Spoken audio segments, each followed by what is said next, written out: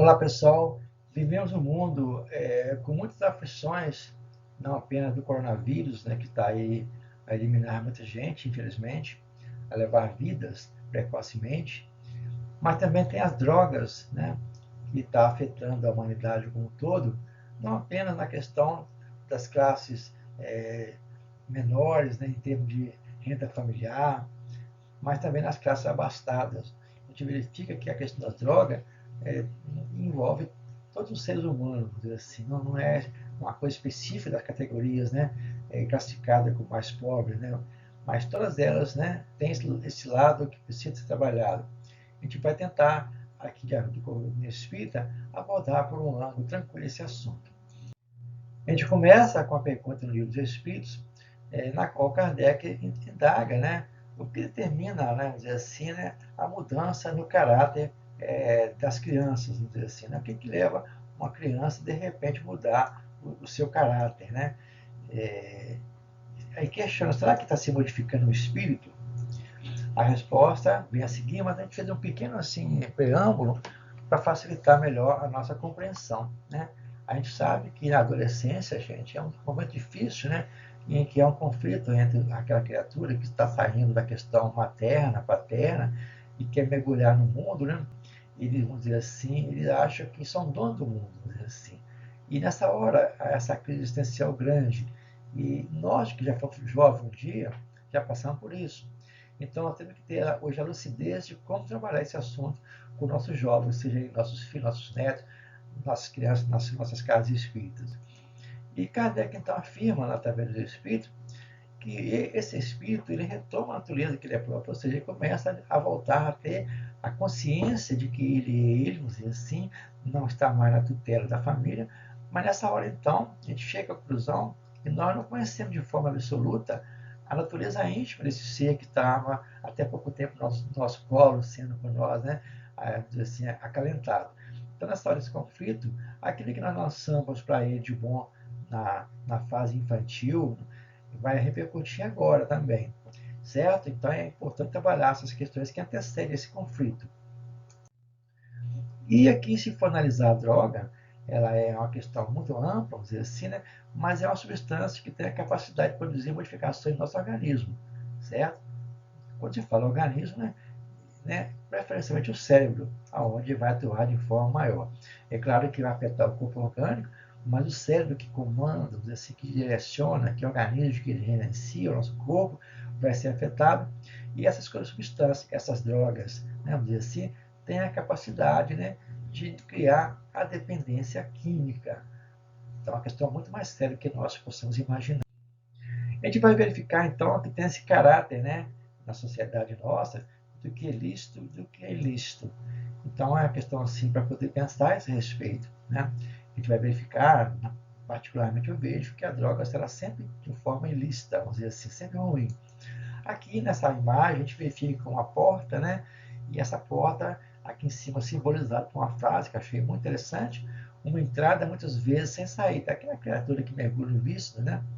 O retorno, gente, poderá ocorrer e vai ocorrer, mas é muitas vezes muito difícil, porque deixa sequela tanto na parte mental, na parte espiritual, na parte, né, física e na parte comportamental em relação a outras pessoas. Então surge aqueles que falam que são drogas lícitas e as drogas ilícitas. Aí fica a critério de cada um analisar. Da minha parte, eu verifico que álcool, cigarro, medicamento inalante, né, quando não são por dose, né, através de remédios, né, próprios para isso, para mim é uma droga ilícita, assim como maconha, crack, heroína, cocaína e outros mais.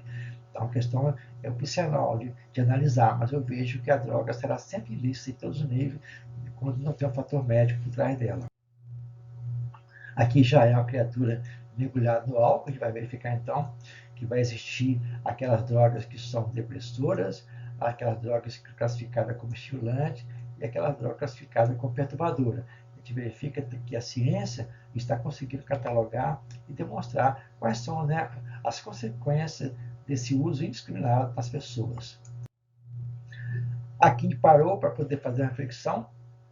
Falar nisso, você sabe como seu filho está gastando dinheiro que você lhe dá, aquela mesada que as crianças recebem, né? A gente acompanha o que eles utilizam. Então, é uma questão assim, muito séria para poder pensar a esse respeito. Uma jovem já aqui preocupada com a situação, né? E a pergunta, quais os motivos que podem levar um adolescente ou jovem a experimentar droga? Então, questões básicas que precisamos analisar ao longo do nosso tempo. A gente vai verificar, então, que muitos vão utilizar a droga por curiosidade, outros vão utilizar por pressão de amigos, outro que quer se identificar com o grupo na qual está inserido, aquele outro acha que, em função dos seus problemas particulares que ele tem, a droga vai ser um estimulante. Alguns indivíduos vão ter coragem e aqueles que têm sentimento de invulnerabilidade, porque eles acham que não vão ficar doentes. Então, a gente verifica que são fatores, né, que precisam ser trabalhados por nós, junto aos nossos filhos, quem que seja, para poder ajudá-lo a sair desse momento. A gente vai verificar, então, que vão surgir a questão de comportamento de risco, e esse comportamento ele colocou em 3 situações. Primeira, dificuldade de dizer não, quando ele é envolvido, né? A segunda, né, desinformado, e a segunda, a ilusão do prazer causado pela droga. É aquele simbolizado, né, essa visão aqui de alguém que não está vendo, né, as coisas negativas ao seu redor. Mas, por outro lado, também vão surgir fatores, né, que interessante, que compõem, né, o lado contrário. Né? Tem esse fator de risco, mas tem a contraposição. As proteções que a família pode dar, né, para poder combater o uso da droga. A questão particular de cada um. Então, a gente verifica que tem 2 ângulos personalizados. É o que a gente vai fazer daqui a pouco. Então, a gente vai verificar quais são os fatores de risco e de proteção que existem. O fator de risco, só poder ficar bem claro para nós, é qualquer situação que aumente a probabilidade de ocorrência de doença ou agravo à saúde. Então, isso é um fator de risco, né? Qualquer situação que aumente a probabilidade, dizer assim, né? Aumenta o risco, né, de ficar doente em função de um vício qualquer. Aqui é uma reflexão oportuna. Na vida de uma criança ou de um adolescente, existem situações que podem aumentar essa probabilidade de que, no final da vida, ele faça a opção em experimentar a droga e depois tornar de forma sistemática. Então, existem momentos, situações que podem. Então, nessa hora que nós devemos analisar, né, junto aos nossos filhos, as pessoas com quem nós convivemos, né, que situações são essas que levam a verificar, né, a incidência para o consumo de droga. A gente vai mergulhar na família, que deveria e deve ser a maior sociedade, vamos dizer assim, na Terra. Ela está um pouco abalada hoje em função de muitas coisas, em particular do coronavírus, mas era hora então já de reunir, sentar e conversar sobre o assunto.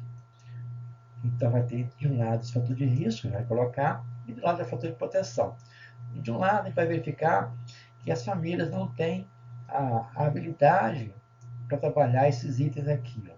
Inclusive isso aqui faz parte do Evangelho segundo o Espiritismo, quando Kardec comenta quantos pais são infelizes no seu filho porque não limitaram os seus desejos, vamos dizer assim, né? Aqui então já é uma questão muito importante a ser trabalhada. De um lado, então, a gente vê a proteção. Quais seriam esses cuidados? Uma coisa que eu acho importante aqui é estimular a educação e valorizar o vínculo afetivo. Tendo esse conquistando o coração, fica muito mais fácil de se trabalhar esse fator de risco. Na escola, então, que a coisa começa a complicar. Né? Se a escola não tiver organizada, não tiver um planejamento definido, e nós, né, não participamos dele, a tendência é que essa escola passe a ser realmente um fator de risco, porque lá é que ele vai, então, buscar, né, assim, mergulhar nessa viciação, porque nessas escolas, muitas vezes, né, não tem assim, uma regra definida, e a criança, então, passa a usar e abusar dessa liberdade que a escola dá. E de um lado de cá, seria os pais participarem de forma ativa, né, nas atividades escolares, não fazendo dever de casa, mas acompanhar o seu boletim, visitar, participar das reuniões, né, com a escola, com o professor, enfim, ter um trabalho, né, dia a dia, né, para poder saber como está o seu filho na escola. A gente parte para a comunidade, a gente verifica que as questões vão se aumentando, né, dizer assim, a gente já sabe de um lado, né, essa questão aqui é primordial, vamos dizer assim, né, a má condição social e econômica. Imagina o Brasil hoje com 3 milhões de pessoas desempregadas. Aqui na Paraíba, só um resultado há pouco dia, da pesquisa que foi feita, 60% da comunidade nossa está desempregada, então olha só o risco que tem, né, desses vícios aumentarem em função desse desequilíbrio, né, econômico no Brasil. E, do outro lado, há um trabalho maciço das instituições boas que existem a fim de ajudar a superar isso, certo? Então, eu acho que uma coisa importante seria aqui, né, a família, né, sair, ou você mesmo sair e trabalhar na sociedade, trabalhar em grupo de apoio, nas ONGs, nos trabalhos sociais, nas casas espíritas, nas casas religiosas, para criar esse envolvimento com a sociedade. Isso seria fator de proteção. E depois mergulha, né, uma questão mais grave, que seria os colegas e amigos. A gente não tem a capacidade de escolher os colegas e amigos dos nossos filhos. Isso não faz parte do nosso dia a dia. Mas deveríamos orientar.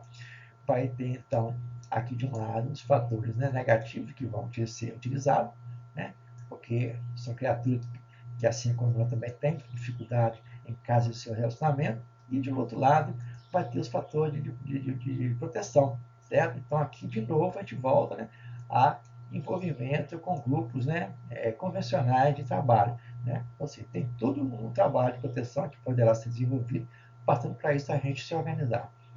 Diante disso, o que pergunta, né? Como diminuir os fatores de risco e aumentar os fatores de proteção associados ao uso de droga? Como fazer isso? Como ajudar nossos filhos a viverem mais felizes e sem depender da droga?